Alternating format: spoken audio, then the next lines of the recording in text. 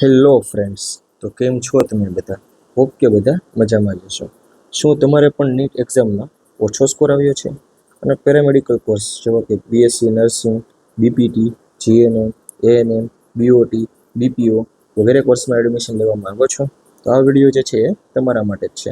આ વિડીયોની અંદર પેરામેડિકલ કોર્સ જે છે એની registration process, eligibility criteria, registration કરવા માટેની લાસ્ટ ડેટ જે છે એ શું હશે, ક્યાં ક્યાં ડોક્યુમેન્ટની જરૂર પડશે, એ તમામ માહિતી આપવામાં આવશે. તો ચાલો વિડીયોની શરૂઆત કરીએ. પહેલાં તો પેરામેડિકલ કોર્સ જે છે એમાં ટોટલ કેટલા કોર્સ છે, તો કે BPT, BSc nursing, BPO, BO, BOT, BASLGP, BNYS અને જીએનએમ અને એએનએમ આટલા કોર્સ જે છે અવેલેબલ છે. આ બધા જ કોર્સ જે છે એની પ્રોસેસ અમારા થ્રુ કરાવી હોય તો એની ફી જે છે એ ₹1000 છે અને તે માટે તમે આ નંબર પર વોટ્સઅપમાં મેસેજ કરી શકો છો.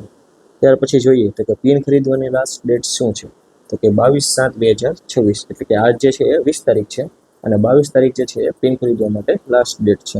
પછી ઓનલાઈન રજિસ્ટ્રેશન અને પ્રમાણપત્ર અપલોડ, એટલે કે તમારે જે છે રજિસ્ટ્રેશન કરવું હોય એની લાસ્ટ ડેટ શું છે, તો કે 22/7/2026 પહેલાં રજિસ્ટ્રેશન કરી અને તમારા ડોક્યુમેન્ટ જે છે એ ઓનલાઈન અપલોડ કરવાના રહેશે.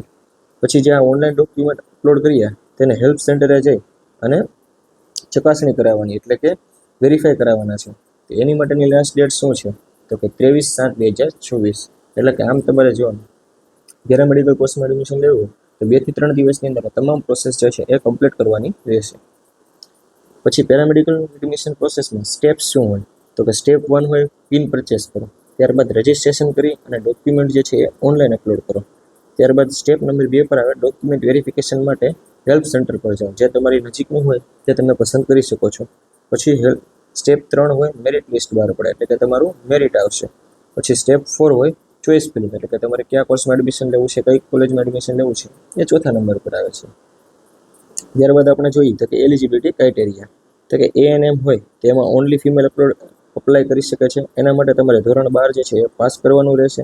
ક્યાં ક્યાં બોર્ડમાંથી, તો કે અહીંયા આપેલા જ છે જીએસસીબી, સીબીએસસી, આઈએસએસસી, એનઆઈઓએસ, આ ગુજરાતમાં આવેલા તમામ બોર્ડમાંથી જે છે એ પાસ કરવાનું રહેશે 12મું ધોરણ. ત્યારબાદ જનરલ કેટેગરી હોય અને પીડબ્લ્યુડીની કેટેગરી હોય એના માટે પણ ઓનલી પાસિંગ માર્ક જ હોવા જોઈએ. ત્યારબાદ એસસી, ઓબીસી, એસટી વગેરે કેટેગરીને પણ પાસ જ હોવા જોઈએ અને તમારી એજ જે છે એ બધા જ કોર્સ માટે 17 યર જે છે એ પૂરી થઈ ગયેલી હોવી જોઈએ. અને આ પણ કઈ તારીખ પહેલાં, તો કે 31/12/2026 પહેલાં જે છે એ તમારી 17 વર્ષ કમ્પ્લીટ થઈ ગયેલા હોવા જોઈએ. પછી આ જે છે એ ફિઝિકલી હેન્ડીકેપ માટે છે અને આ વિડો એટલે કે વિધવા માટેની છે. જો તમે હોય તો તમે અહીંયાથી વાંચી શકો છો. અને નેશનાલિટી જે છે એ બધા કોર્સ માટે ઇન્ડિયન હોવી જોઈએ. ત્યારબાદ જીએનએમ માટે પણ ધોરણ 12 પાસ કરેલું હોવું જોઈએ. કયા બોર્ડમાં, તો કેટલા બોર્ડમાંથી ઓપન કેટેગરીના હોય તો 40% અને સ્પેશિયલ કેટેગરી એટલે કે એસસી, ઓબીસી, એસટી, ઈડબ્લ્યુએસ તો 35%. બીએસસી નર્સિંગ માટે પણ ધોરણ 12 પાસ કરેલું હોવું જોઈએ અને આ બોર્ડમાંથી જ પાસ કરવાનું રહેશે. અને જનરલ કેટેગરીવાળાને 45% અને ઓબીસી એસટી વાળાને 40%.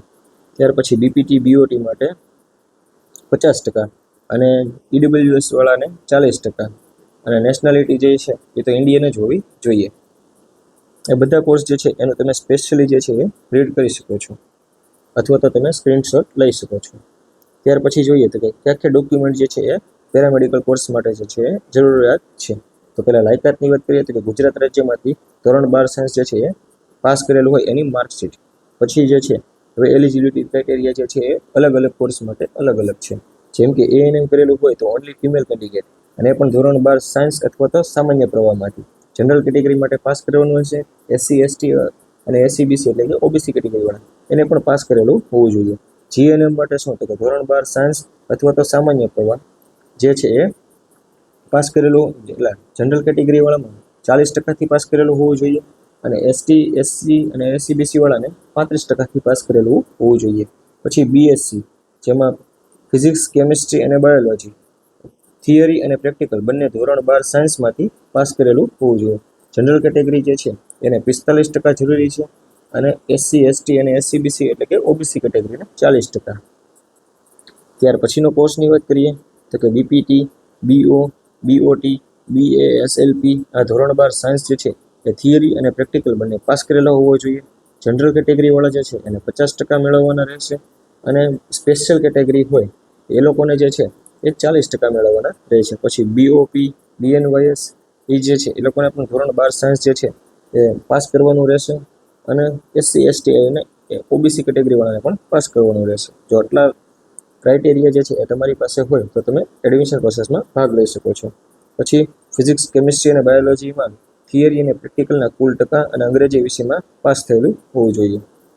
પછી જન્મ સ્થળના પુરાવા માટે આમાંથી કોઈ પણ એક ડોક્યુમેન્ટ જે છે એ અપલોડ કરવાનું રહેશે, જેમ કે શાળા છોડ્યાનું પ્રમાણપત્ર એટલે કે લિવિંગ સર્ટિફિકેટ.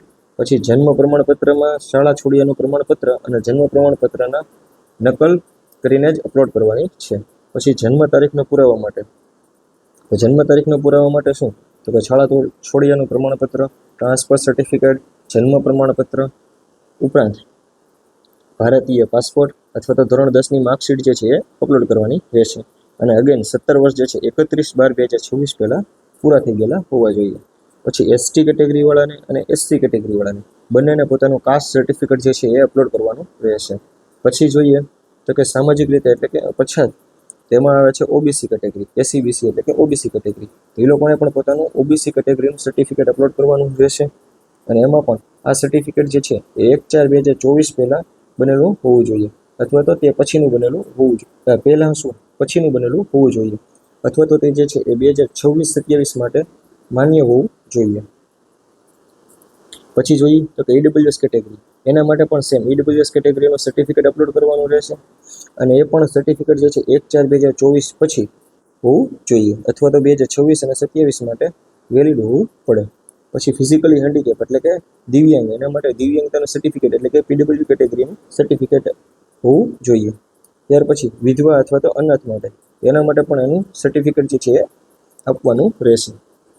ત્યાર પછી જોઈએ તો કે સંરક્ષણ કર્મચારી, તો એ લોકોને ડોમિસાઇલ સર્ટિફિકેટ જે છે એ આપવાનું રહેશે. એટલે કે ડિફેન્સ પ્રોફેશનલમાં હોય જેમ કે આર્મી વગેરેમાં, તો એ લોકોને ગુજરાતમાં જન્મ થયા એના માટે ડોમિસાઇલ સર્ટિફિકેટ જે છે એ અપલોડ કરવાનું રહેશે. પછી ફિઝિકલ ફિટનેસ સર્ટિફિકેટ જે છે એ પણ આપવાનું રહેશે. તો આ જે છે તમારે MBBS, MD અથવા તો MS આટલી ડિગ્રી ધરાવતા કોઈ પણ ડૉક્ટર પાસે જઈ અને બનાવવાનું રહેશે.